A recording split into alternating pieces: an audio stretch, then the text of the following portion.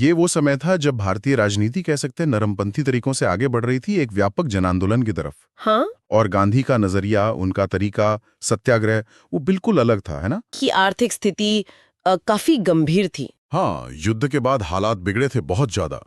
पहले तो कीमतें बहुत बढ़ी, फिर एकदम से मंदी आ गई अच्छा। और विदेशी निवेश बढ़ा तो कई अपने उद्योग वो दबाव में आ गए, बंद होने लगे। इसका सीधा असर पड़ा आम लोगों पर। मजदूर, कारीगर सब बेरोजगारी और महंगाई से परेशान थे। और किसान, उनकी क्या हालत थी? किसान तो पहले से ही भारी टैक्स और गरीबी के बोझ तले दबे हुए थे। वो बस किसी नेतृत्व का इंतजार कर रहे थे, कोई दिशा मिले। और ये सिर्फ आर्थिक तंगी ही नहीं थी, है ना?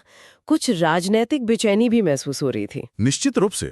देखिए, युद्ध में भारत ने बहुत साथ दिया अंग्रेजों का। हाँ, सैनिक भेजे, संसाधन दिए। जी, तो उसके बदले में राजनीतिक रियायतों की बहुत उम्मीदें थी, लेकिन वो उम्मीदें पूरी नहीं हुई। जो मॉन्टेग्यू चेम्सफोर्ड सुधार आए भी, उन पर हम बात करेंगे, वो काफी नहीं थे। तो एक तरह का मोहभंग था। बिल्कुल, व्यापक मोहभंग। और एक और बात, जो सैनिक बाहर लड़कर लौटे थे, हाँ, वो अपने साथ भारी दुनिया के अनुभव और साम्राज्यवादी विरोधी विचार लेकर आए। इससे गांव तक में एक नई चेतना फैली और शहरों में जो पढ़े लिखे लोग थे, वो भी नौकरियों की कमी और अंग्रेजों के नस्लवादी रवैये से हताश थे। क्या ये निराशा सिर्फ भारत में थी या दुनिया भर में साम्राज्यवाद पर सवाल उठ रहे थे? नहीं, ये एक वैश्विक चीज थी। पेरिस शांति सम्मेलन हुआ और दूसरी संधियां हुई। हाँ। उनसे साफ हो गया कि ये जो जीतने वाली साम्राज्यवादी ताकतें हैं, इनका उपनिवेश छोड़ने का कोई इरादा नहीं है, बल्कि वो तो हारी हुई शक्तियों के उपनिवेश आपस में बांट रही थी। अच्छा। तो दुनिया भर के राष्ट्रीय आंदोलनों को इससे धक्का लगा कि ये आत्मनिर्णय के वादे सब खोखले हैं। इस माहौल में रूसी क्रांति का जिक्र भी आता है, उसका क्या असर पड़ा? हाँ, वो बहुत महत्वपूर्ण था। 1917 की बोल्शेविक क्रांति, जब लेनिन के नेतृत्व में नया सोवियत राज्य बना जी। और उन्होंने ज़ारिस्ट रूस के जो साम्राज्यवादी अधिकार थे, खासकर एशिया में, उन्हें छोड़ दिया। पूर्व उपनिवेशों को आत्मनिर्णय का अधिकार दिया। ये भारतीय राष्ट्रवादियों के लिए एक बहुत बड़ा संदेश था, एक जीता जागता सबूत कि बड़े बड़े साम्राज्य भी ढह सकते हैं और आज़ादी सिर्फ एक सपना नहीं है। इससे संघर्ष में एक नई ऊर्जा आई। तो ये सब चल रहा था और इसी माहौल में ब्रिटिश सरकार ने मॉन्टेग्यू चेम्सफोर्ड सुधार पेश किए। क्या ये हालात को शांत करने की कोशिश थी? हाँ, कह सकते हैं। ये अंग्रेजों की वो जानी पहचानी गाजर और छड़ी वाली नीति थी। अच्छा, कैसे? सुधार जो थे वो गाजर की तरह थे, कुछ रियायतें देने का दिखावा। अच्छा। और रॉलेक एक्ट जैसे जो कड़े कानून आए, वो छड़ी। तो जुलाई 1918 में ये सुधार घोषित हुए और इन्हीं के आधार पर भारत सरकार अधिनियम 1919 बना। इन सुधारों में खास क्या था? खासकर प्रांतों में क्या बदला? क्या इससे वाकई कोई शक्ति मिली? देखिए, प्रांतीय स्तर पर द्वैध शासन लागू किया गया। दया की। द्वैध शासन? हाँ। मतलब दो तरह का शासन? हाँ, बिल्कुल। विषयों को दो हिस्सों में बांट दिया गया, आरक्षित और हस्तांतरित। अच्छा। जो हस्तांतरित विषय थे, जैसे शिक्षा, स्वास्थ्य, वो भारतीय मंत्रियों को दिए गए जो विधायिका के प्रति जवाबदेह थे। ठीक है। लेकिन सारे महत्वपूर्ण विषय, वित्त, पुलिस, न्याय, ये आरक्षित रखे गए और ये गवर्नर और उसकी कार्यकारी परिषद के पास रहे जो विधायिका के प्रति जवाबदेह नहीं थे। ओह, तो मतलब मंत्रियों के पास जिम्मेदारी तो थी पर ताकत नहीं? बिल्कुल सही। न तो पूरा बजट उनके हाथ में था, न ही अधिकारियों पर नियंत्रण। तो ये एक तरह से शक्ति का भ्रम ज्यादा था। और केंद्र सरकार के स्तर पर क्या हुआ? केंद्र में तो उत्तरदायी सरकार का सवाल ही नहीं था। गवर्नर जनरल ही सबसे ऊपर थे। एक दो सदनों वाली विधायिका तो बनाई गई, पर उसका वाइसरॉय और उसकी कार्यकारी परिषद पर कोई खास नियंत्रण नहीं था। वाइसरॉय के पास वीटो पावर थी। वो विधायिका के खारिज किए बिल भी पास कर सकता था, अध्यादेश जारी कर सकता था। तो असल शक्ति तो वाइसरॉय के पास ही रही। हाँ, कुछ बदलाव हुए, जैसे वाइसरॉय की कार्यकारी परिषद में भारतीय सदस्य बढ़े और जो भारत सचिव का वेतन था वो अब ब्रिटिश खजाने से दिया जाना था, पर ये कोई बुनियादी बदलाव नहीं थे। तो फिर राष्ट्रवादियों ने इन सुधारों को कैसे लिया होगा? जाहिर है खुशी तो नहीं हुई होगी। खुशी? बिल्कुल नहीं, निराशा थी। पहली बात, वोट देने का अधिकार बहुत ही कम लोगों को मिला। करोड़ों की आबादी में सिर्फ कुछ लाख लोग। हाँ, ये तो बहुत कम है। केंद्र में सत्ता का कोई हस्तांतरण नहीं हुआ। प्रांतों में विषयों का बंटवारा ठीक नहीं था। मंत्री बंधे हुए महसूस करते थे।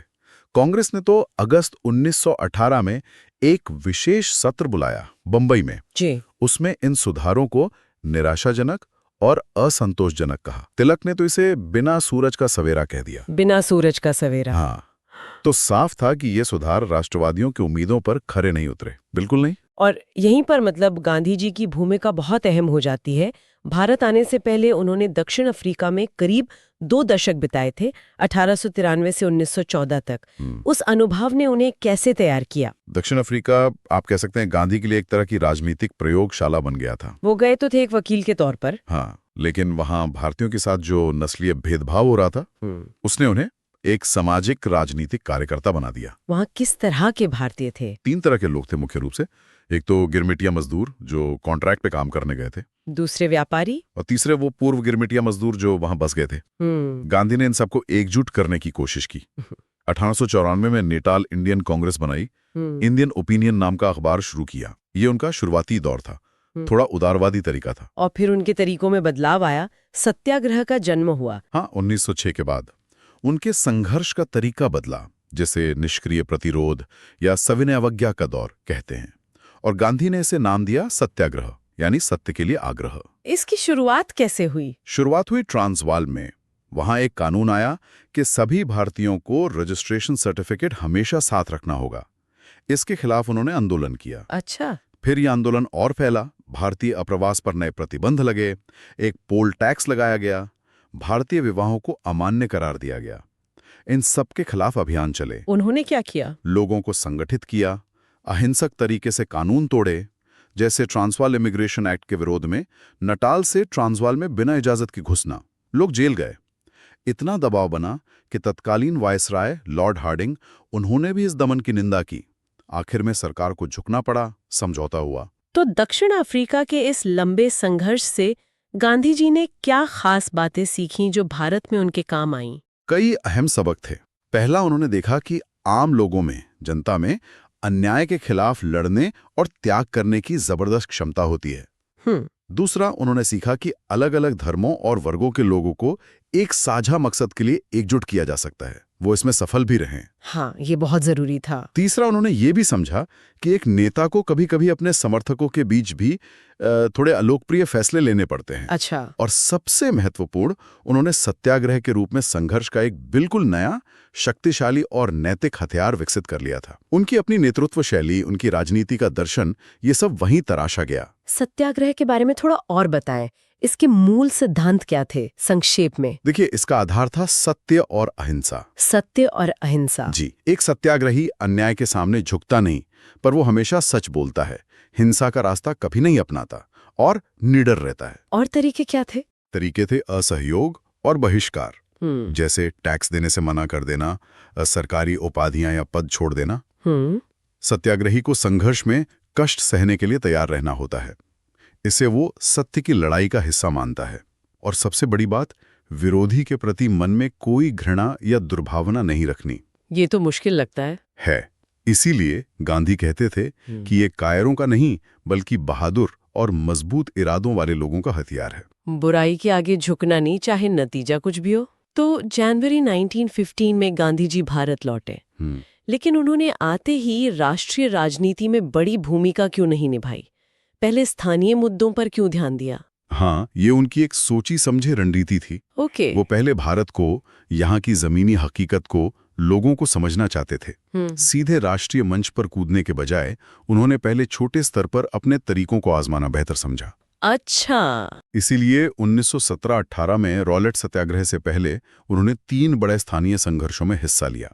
इन संघर्षों ने न केवल उन्हें जनता से सीधे जोड़ा, बल्कि उनके सत्याग्रह के तरीके को भारतीय जमीन पर परखा भी। ये कौन से संघर्ष थे और इनमें क्या खास था? पहला था बिहार का चंपारण सत्याग्रह 1917 में। चंपारण, हाँ। वहां यूरोपीय बागान मालिक किसानों से उनकी जमीन के एक हिस्से पर 3/20 हिस्से पर जबरन नील की खेती करवाते थे। इसे तिनकठिया प्रणाली कहता थे।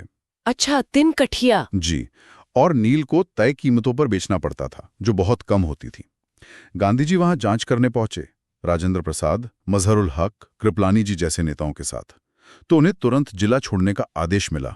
और उन्होंने क्या किया? उन्होंने आदेश मानने से इनकार कर दिया। ये उस समय के लिए बहुत बड़ी बात थी। ब्रिटिश अधिकारी की आदेश की सीधी अहिंसक अवहेलना। हाँ, ये तो नया था। बिल्कुल, सरकार को झुकना पड़ा। एक जांच समिति बनी जिसमें गांधी जी भी सदस्य थे, और अंत में तिनकठिया प्रणाली खत्म हुई। किसानों को कुछ मुआवजा भी मिला। ये भारत में गांधी का पहला सविनय अवज्ञा आंदोलन था। और दूसरा अहम संघर्ष? दूसरा था अहमदाबाद मिल हड़ताल 1918 में। अहमदाबाद? हाँ, वहां सूती मिल मालिकों और मजदूरों के बीच प्लेग बोनस को लेकर विवाद हो गया था। मजदूर 50% वेतन वृद्धि मांग रहे थे, मालिक देना नहीं चाहते थे। गांधी जी ने मध्यस्थता की, मजदूरों को हड़ताल पर जाने की सलाह दी और 35% वृद्धि की मांग रखने को कहा। लेकिन जब हड़ताल लंबी खींची और मजदूरों का हौसला टूटने लगा, तब गांधी जी ने पहली बार भूख हड़ताल का इस्तेमाल किया। भूख हड़ताल? जी, उन्होंने खुद अनशन शुरू कर दिया मजदूरों के समर्थन में। ये एक नया नैतिक दबाव था मिल मालिकों पर, और वो मान गए। ये गांधी की पहली भूख हड़ताल थी। और तीसरा? तीसरा था गुजरात का खेड़ा सत्याग्रह 1918 में ही। खेड़ा? हाँ, वहां सूखे की वजह से फसल बर्बाद हो गई थी। कानून ये था कि अगर उपज सामान्य से 1/4 कम हो तो लगान माफ हो जाना चाहिए। ठीक है। पर सरकार लगान माफ करने को तैयार नहीं थी। तो गांधी जी ने किसानों से कहा कि लगान मत दो। सरदार पटेल इस आंदोलन में एक बड़े नेता के रूप में उभरे। उन्होंने पूरा कर विद्रोह संगठित किया। अच्छा, पटेल भी यहीं से जुड़े? जी, खेड़ा के किसानों ने, अलग अलग जातियों के लोगों ने पूरा साथ दिया। आखिरकार सरकार को समझौता करना पड़ा कि ठीक है, जो किसान सक्षम है सिर्फ वही लगान देंगे। ये पहला असहयोग आंदोलन था। तो चंपारण में सविनय अवज्ञा, अहमदाबाद में भूख हड़ताल और खेड़ा में असहयोग। बिल्कुल। इन शुरुआती संघर्षों का महत्व बहुत ज्यादा था। क्या महत्व था? एक तो गांधी जी ने लोगों को दिखा दिया कि उनका तरीका सत्याग्रह काम करता है। ये सिर्फ सिद्धांत नहीं है, इससे परिणाम मिलते हैं। हाँ, ये जरूरी था। दूसरा, उन्होंने आम जनता के बीच, किसानों मजदूरों के बीच अपनी गहरी जगह बना ली, उनकी ताकत और कमजोरियों को समझा। और तीसरा, उन्हें सरदार पटेल, राजेंद्र प्रसाद, जेबी कृपलानी जैसे कई निष्ठावान साथी मिले जो आगे चलकर उनके साथ रहे। इन संघर्षों ने गांधी को एक ऐसे नेता के रूप में स्थापित किया जो जमीन से जुड़ा था और जिसके पास कार्रवाई की एक नई योजना थी। लेकिन तभी राष्ट्रीय स्तर पर माहौल एकदम से बदल गया। रॉलेट एक्ट आ गया। ये कानून इतना विवादास्पद क्यों था? क्या था इसमें? देखिए, युद्ध के समय अंग्रेजों ने एक कानून लागू किया था, डिफेंस ऑफ इंडिया एक्ट 1915। उसमें सरकार को बहुत ज्यादा दमनकारी शक्तियां मिली हुई थीं। हाँ। युद्ध खत्म होने के बाद सरकार उन शक्तियों को स्थायी बनाना चाहती थी। तो सर सिडनी रॉलेट की अध्यक्षता में एक कमेटी बनी। अच्छा, रॉलेट कमेटी। जी, उसी की सिफारिशों पर मार्च 1919 में ये कानून पास हुआ, अराजक और क्रांतिकारी अपराध अधिनियम। लेकिन लोग इसे रॉलेट एक्ट के नाम से ही जानते थे। इसमें ऐसा क्या था जो इतना विरोध हुआ? इसमें सरकार को बहुत खतरनाक अधिकार मिल गए थे। वो किसी भी भारतीय को सिर्फ शक के आधार पे बिना वारंट के गिरफ्तार कर सकती थी। बिना वारंट? हाँ, और बिना मुकदमा चलाए अनिश्चित काल के लिए जेल में रख सकती थी। जूरी के बिना मुकदमा चलाने की इजाजत थी। प्रेस पर और ज्यादा पाबंदियां लगाने का अधिकार था। मतलब जो नागरिक स्वतंत्रताएं होती हैं। हाँ, मौलिक अधिकार। जी, खासकर बंदी प्रत्यक्षीकरण यानी हेबियस कॉर्पस का जो अधिकार है, उसे लगभग खत्म करने की कोशिश थी। ये बहुत ही काला कानून था। और गांधी जी ने इसके खिलाफ राष्ट्रव्यापी सत्याग्रह का आह्वान किया। बिल्कुल, गांधी जी ने इसे काला कानून कहा और उन्होंने 6 अप्रैल 1919 को पूरे देश में हड़ताल, उपवास और सत्याग्रह का आह्वान किया। ये पहली बार था कि पूरे देश में एक साथ। हाँ, ये एक निर्णायक मोड़ था। पहली बार पूरे देश में एक साथ एक मुद्दे पर अहिंसक प्रतिरोध की इतनी बड़ी योजना बनी थी। हालांकि 6 अप्रैल से पहले ही कई जगहों पर विरोध प्रदर्शन और हिंसा शुरू हो गई थी। मजदूर, कारीगर, शहरी गरीब सब बड़े पैमाने पर इसमें शामिल हो रहे थे। आंदोलन सही मायनों में जन आंदोलन बन रहा था। और इसी तनाव भरे माहौल में 13 अप्रैल 1919 को बैसाखी के दिन जलियांवाला बाग का वो भयानक नरसंहार हुआ। हाँ, अमृतसर में माहौल पहले से ही बहुत गर्म था। 9 अप्रैल को वहां के 2 लोकप्रिय नेता थे, डॉक्टर सैफुद्दीन किचलू और डॉक्टर सत्यपाल। उन्हें बिना किसी वजह की गिरफ्तार कर लिया गया था। अच्छा। 10 अप्रैल को इसके विरोध में बड़ा प्रदर्शन हुआ, जिस पर पुलिस ने गोली चलाई। कुछ लोग मारे गए। शहर में तनाव था, लेकिन 13 अप्रैल तक स्थिति थोड़ी शांत थी। प्रदर्शन शांतिपूर्ण हो रहे थे। फिर भी उस दिन सुबह जनरल डायर ने शहर में घोषणा करवा दी कि कोई भी बिना पास के शहर से बाहर नहीं जा सकता, कोई सभा या जुलूस नहीं निकाल सकता और 3 से ज्यादा लोग एक साथ इकट्ठा नहीं हो सकते। और लोगों को पता नहीं था। शायद बहुत से लोगों को, खासकर जो आसपास के गांवों से बैसाखी मनाने आए थे, उन्हें इस घोषणा के बारे में पता नहीं था। वो बैसाखी का त्योहार मनाने और अपने नेताओं की गिरफ्तारी का शांतिपूर्ण विरोध करने के लिए जलियांवाला बाग में इकट्ठा हुए थे। ये बाग चारों तरफ से घिरा हुआ था और निकलने का बस एक ही संकरा रास्ता था। फिर क्या हुआ? जनरल डायर अपनी फौजी टुकड़ी के साथ वहां पहुंचा।